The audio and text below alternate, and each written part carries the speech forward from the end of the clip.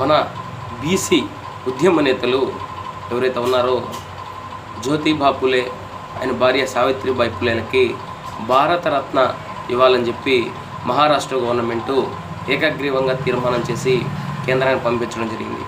ఒకసారి వీళ్ళు చేసిన పోరాటాలు కనుక మనం కానీ ఒకసారి కానీ చూస్తే, భారతదేశంలో ఆడవారు చదువుకోవాలని, ఆడవారు ఏదైతే వితంతులుగా అయినప్పుడు వాళ్ళు పడుతున్న బాధల్ని మరియు కుల వివక్షతని, అంటరానితనాన్ని, వీటన్నిటి మీద వీళ్ళు భారతదేశంలో పోరాటాలు చేసి వీటిలో మార్పు తీసుకురావడం జరిగింది.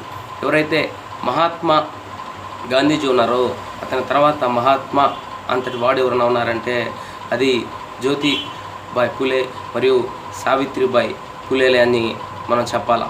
ఒకసారి వాళ్ళు చేసినటువంటి, వాళ్ళు ఎదుర్కొన్నటువంటి వివక్షలను కనుక మనం గమనిస్తే, మన సావిత్రిబాయి పులే ఆడవారికి కూడా చదువుకోవాలని అనే ఉద్దేశంతో